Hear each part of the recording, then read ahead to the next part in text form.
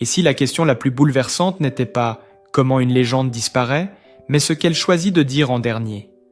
On imagine souvent la fin comme un silence. Pourtant, derrière les portes closes, il resterait parfois un mot, un souffle, une phrase murmurée à celui qui partage la vie. Quand on évoque Brigitte Bardot, ce ne serait pas une annonce officielle qui glacerait la France, mais une confidence intime, transmise par son mari, Bernard Dormal, comme un dernier fil d'amour. Bonjour et merci d'être avec nous. Aujourd'hui, ce n'est pas la mort que nous racontons, mais la vérité émotionnelle d'une fin imaginée, celle d'une femme qui aura toujours refusé le bruit jusqu'au bout. Mort de Brigitte Bardot, la cause du décès révélé par son mari a choqué la France. Avant ce murmure final imaginé, il y a eu l'apogée. Brigitte Bardot fut ce visage adoré, cette liberté incarnée, cette France éblouie.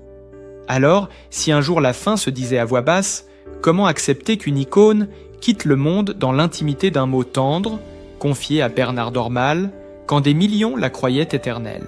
Et si la vraie question n'était pas comment une légende s'éteint, mais comment elle choisit d'être encore aimée jusqu'au dernier souffle?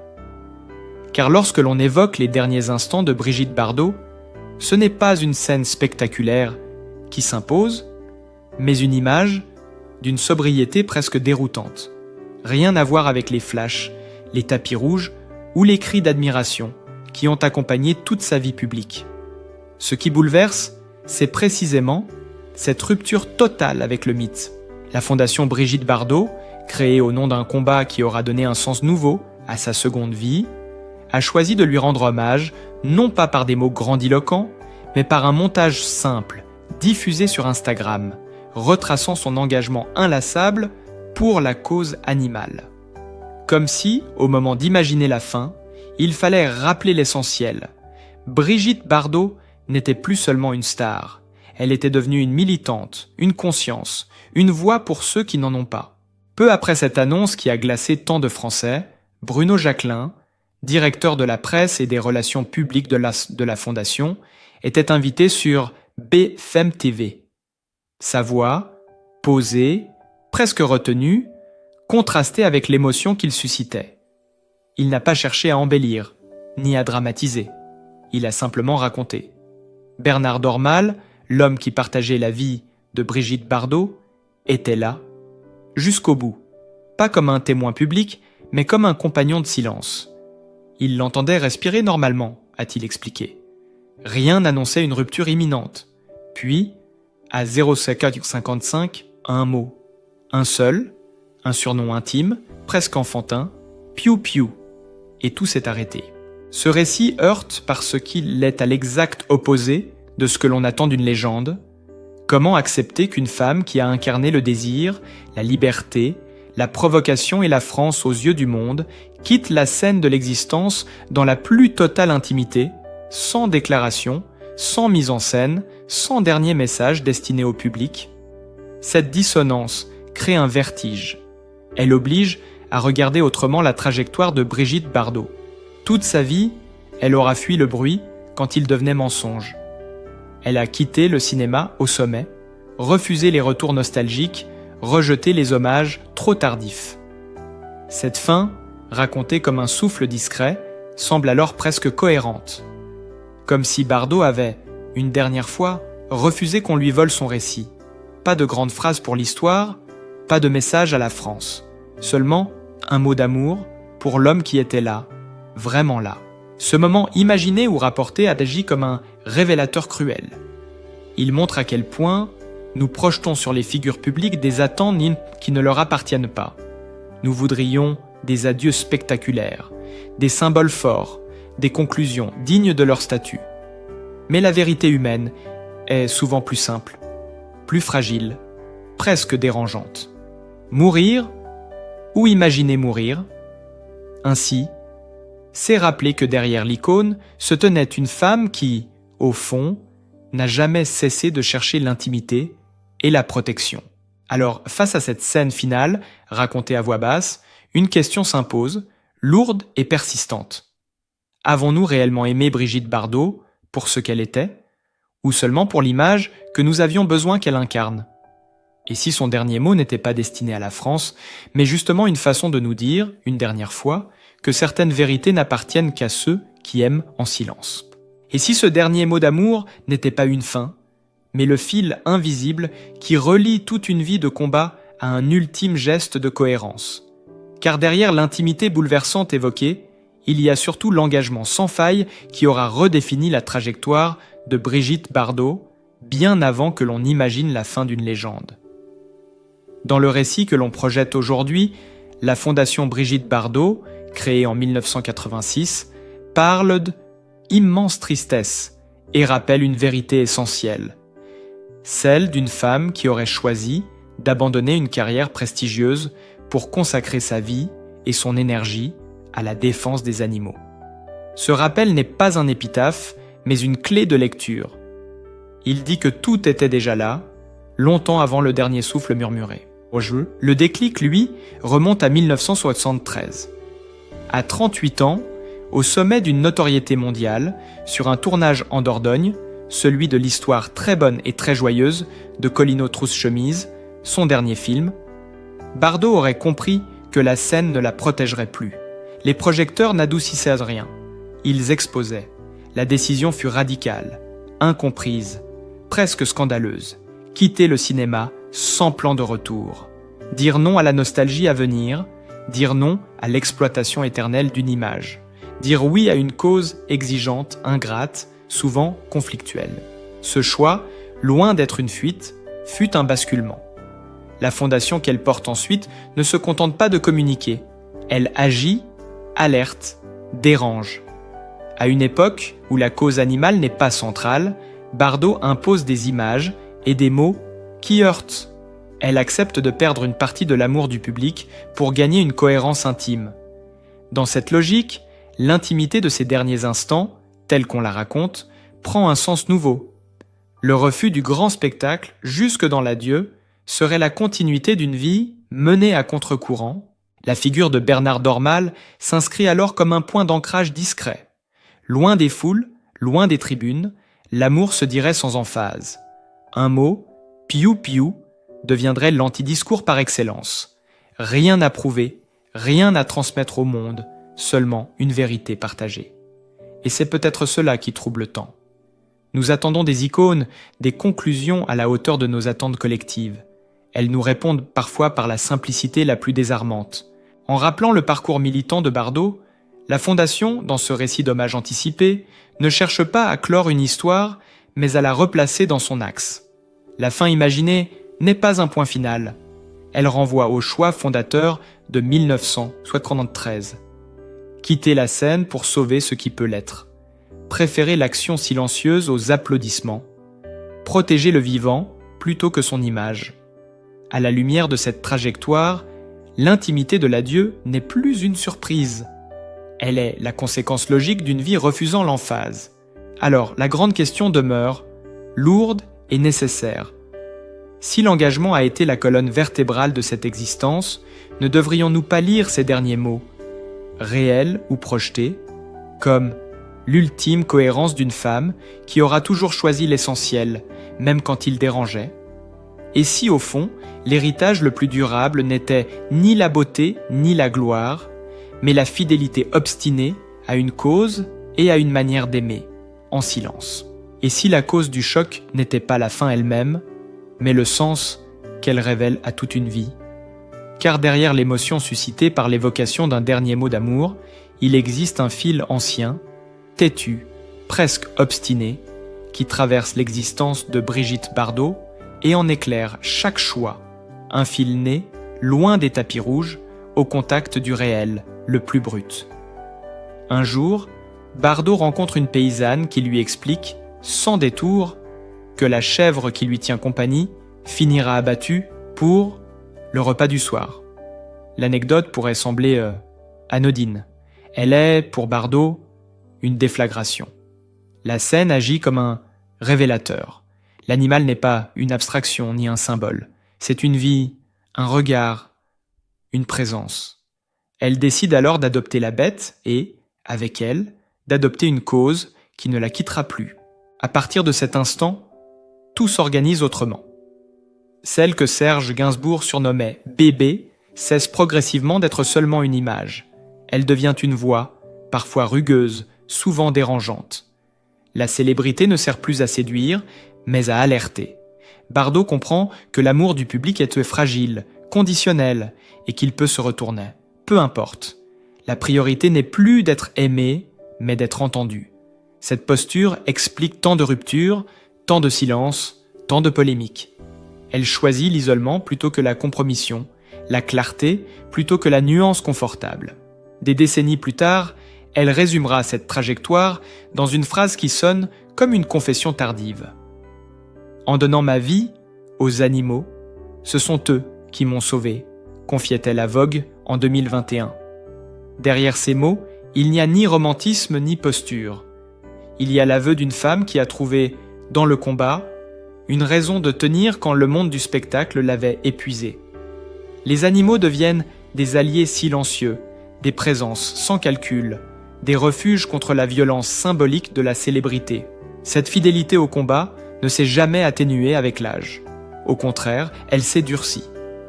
En avril 2023, Bardot écrit à Emmanuel Macron pour lui reprocher ce qu'elle appelle son « pacte avec les chasseurs ». La lettre est sèche, sans détour, presque brutale. Là encore, elle ne cherche pas l'approbation. Elle sait que ces mots diviseront, qu'ils provoqueront l'agacement, voire le rejet, mais l'indifférence serait pire. Bardot n'a jamais supporté le tiède. Elle préfère la controverse à l'oubli. Dans ce contexte, l'évocation d'un dernier mot d'amour prend une résonance particulière. Ce « piou-piou » murmuré à l'homme qui partage sa vie apparaît comme l'exact contrepoint de son engagement public. À l'extérieur, la lutte, la colère, l'intransigeance. À l'intérieur, la tendresse, la simplicité, la pudeur. Deux visages d'une même cohérence. La vie de Bardot ne se raconte pas en ligne droite, mais en tension assumée. Elle a voulu sauver ce qui pouvait l'être, quitte à se perdre aux yeux de certains. Alors, lorsque la France s'interroge, bouleversée, sur ce que seraient ces derniers instants, une autre question surgit, plus profonde encore. Comment rendre hommage à une femme qui a toujours refusé les hommages? Faut-il retenir la star adulée, la militante inflexible, ou l'être humain qui, au bout du chemin, ne garde qu'un mot d'amour pour dire l'essentiel? Et si le véritable choc n'était pas la révélation d'une cause ou d'un instant, mais la prise de conscience que toute sa vie n'a été qu'un long refus de la facilité, jusqu'au silence le plus intime? Et si la question qui nous bouleverse tant n'était pas la fin elle-même, mais la façon dont nous avons besoin de la raconter? Car ce qui a traversé la sphère du 7e art comme une onde de choc, ce dimanche 28 décembre, dans les récits et projections médiatiques, n'est pas un fait établi, mais une scène imaginée, une fin racontée à voix basse, comme un hommage anticipé à celle que la France n'a jamais cessé de regarder comme une légende. Lorsqu'on évoque Brigitte Bardot, ce n'est jamais sans vertige. Alors l'idée de ces derniers mots, confiés à Bernard Dormal, agit comme un électrochoc émotionnel. Dans cette narration, reprise et commentée sur des plateaux comme BFM TV, le directeur de la presse de la fondation qu'elle a créée livre un tableau d'une sobriété déconcertante. Rien de spectaculaire. Pas de grandes déclarations. Une respiration régulière, puis un murmure, un surnom intime, piou-piou. Et le silence. Cette scène, qu'on se transmet comme un symbole, heurte précisément parce qu'elle est à l'opposé du mythe. Elle ne raconte pas la star, elle raconte l'être humain. Pourquoi ce récit nous touche-t-il autant? Peut-être parce qu'il vient percuter l'image figée d'une femme que l'on a longtemps réduite à sa beauté, à sa liberté provocante, à sa lumière insolente. Imaginer Bardot quitter le monde ainsi, dans l'intimité absolue, revient à déconstruire brutalement la distance que nous avons entretenue avec elle. Ce n'est plus B, l'icône mondiale, mais une femme aimante, dépendante d'une présence, d'un regard, d'un mot doux, et cette proximité soudaine dérange. Dans les milieux du cinéma, ce type de récit agit comme un miroir cruel. Il rappelle que les légendes, malgré les honneurs et les images éternelles, n'échappent pas à la fragilité humaine. Les hommages projetés, les montages d'archives, les commentaires émus, ne sont peut-être qu'une manière collective de retarder l'essentiel. Accepter que les figures qui nous ont fait rêver ne nous appartiennent pas jusqu'au bout. Elles ont une vie intérieure, un espace inviolable où le public n'est pas invité. Le choc ressenti par les admirateurs tient aussi à la rupture de ton. Toute la vie publique de Bardot a été faite de bruit, de débats, de polémiques, de passion.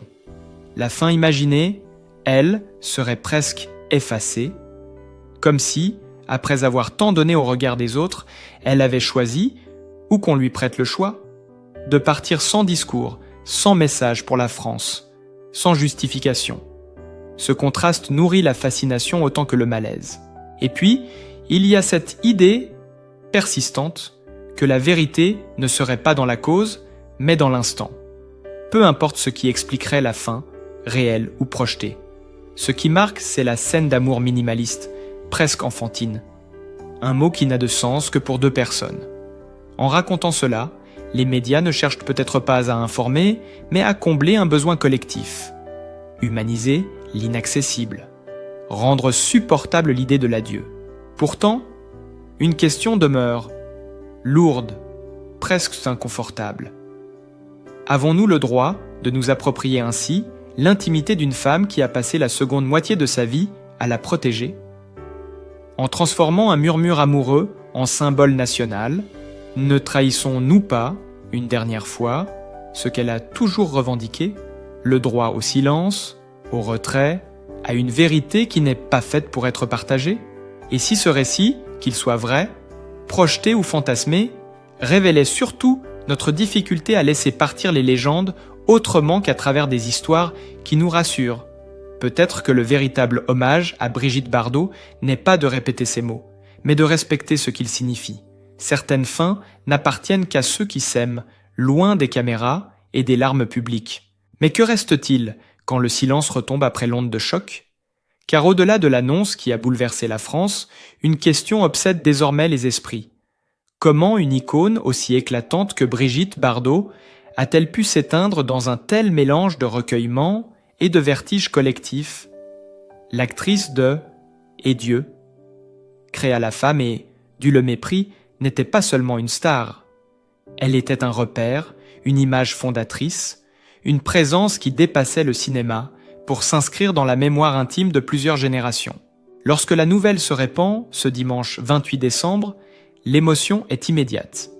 Dans un message publié sur X, Emmanuel Macron rend hommage à ses films, sa voix, sa gloire éblouissante, ses initiales, ses chagrins, sa passion généreuse pour les animaux, son visage devenu Marianne. Ces mots, lourds de symboles, consacrent ce que beaucoup ressentaient déjà. La disparition de Bardot laisse un vide qui dépasse le cadre artistique. C'est une page du XXe siècle français qui semble se refermer. Mais derrière l'hommage officiel, derrière l'icône figée par les images d'archives, se dessine une réalité plus intime, presque dérangeante. Car Bardot n'a pas seulement incarné une révolution esthétique et morale, elle a aussi fait un choix radical, celui de tourner le dos à la gloire pour consacrer sa vie à la cause animale. Ce combat, devenu sa raison d'être, a redéfini son rapport au monde, l'isolant autant qu'il lui donnait un sens. À la Madrague, à Saint-Tropez, loin des tapis rouges, elle avait construit un refuge, à la fois sanctuaire et frontière. C'est là, dans cette propriété devenue mythique, qu'elle se serait éteinte. Et c'est ici que le récit bascule, car une figure se détache dans l'ombre, Bernard Dormal. L'homme discret, souvent relégué à l'arrière-plan médiatique, apparaît soudain comme le dernier témoin d'une vie hors norme. Celui qui, pendant des décennies, a partagé le retrait volontaire de Bardot, assume désormais un rôle inattendu, protéger sa mémoire, décider de ce qui doit être dit, et surtout de ce qui doit rester tu. Car toute disparition de légende pose la même question vertigineuse. Jusqu'où doit-on raconter? Bernard Dormal, fidèle à l'esprit de celle qu'il a aimée, choisit la sobriété. Pas de mise en scène, pas de pathos inutile, seulement quelques mots, rapportés, qui suffisent à fissurer le mythe. Ce choix n'est pas anodin. Il marque une continuité avec la volonté de Bardot elle-même, refuser le spectaculaire, préférer l'authenticité, même dans l'adieu. Et c'est précisément là que se joue le point de bascule émotionnel. En décidant de ne pas livrer une version romancée ou héroïque de la fin, Bernard Dormal impose une autre lecture. Il rappelle que derrière la Marianne, derrière la muse, derrière la militante inflexible, il y avait une femme fatiguée, lucide, attachée à quelques repères simples. Une femme qui n'a jamais cherché à plaire jusqu'au bout, mais à rester fidèle à elle-même. Ce silence choisi agit comme un choc. Il oblige le public à regarder autrement, à accepter que certaines vérités ne seront jamais entièrement dévoilées, à comprendre que la disparition de Brigitte Bardot n'est pas seulement une perte artistique, mais aussi la fin d'un combat mené loin des projecteurs, souvent incompris, parfois critiqué, mais toujours assumé. En ce sens, la décision de Bernard Dormal n'est pas un retrait, mais un dernier acte de loyauté. Alors une interrogation demeure, lancinante, presque inconfortable. En pleurant la légende, sommes-nous prêts à respecter la femme qu'elle a été jusqu'au bout? Ou avons-nous encore besoin de récits spectaculaires pour combler notre incapacité à accepter le silence qu'elle a toujours revendiqué? C'est peut-être là, dans cette tension entre hommage public et vérité intime, que se cache le véritable héritage de Brigitte Bardot. Et puis vient le temps du silence, celui qui ne fait plus de bruit, mais qui dit tout. Quand les caméras s'éteignent, quand les hommages officiels se dissipent, il reste une trace plus discrète, presque fragile, celle d'une vie vécue sans compromis. Brigitte Bardot n'a jamais cherché à mourir en légende. Elle a simplement voulu vivre en accord avec ce qu'elle ressentait, quitte à déplaire, à choquer, à se retirer. Peut-être est-ce là sa dernière leçon. Son histoire nous rappelle que la célébrité n'est qu'un décor, parfois éclatant, parfois cruel, mais jamais essentiel. Ce qui demeure vraiment, ce sont les choix intimes. Aimer, refuser, protéger, dire non, quand le monde exige un oui. Bardot aura quitté la scène depuis longtemps, mais elle aura conservé jusqu'au bout cette liberté rare, celle de décider de sa propre vie et même de son silence. Dans ce dernier adieu, il n'y a pas seulement de la tristesse, il y a une invitation à regarder autrement nos propres existences, à nous demander ce qui compte vraiment quand tout le reste s'efface. Le regard des autres, la reconnaissance, ou bien la fidélité à soi-même, à ses convictions, à ce qui donne du sens même dans la solitude. Si cette histoire vous a touché, si elle a éveillé en vous un souvenir, une réflexion, ou simplement une émotion silencieuse, n'hésitez pas à la partager. Un like, un abonnement ou quelques mots en commentaire sont autant de façons de prolonger cet hommage et de faire vivre ce moment de mémoire collective. Car, au fond, le plus bel adieu que l'on puisse offrir à une icône, ce n'est pas le bruit des applaudissements, mais la capacité à entendre ce qu'elle nous laisse. Une question simple, presque intime. Avons-nous, nous aussi, le courage de vivre selon nos propres vérités ?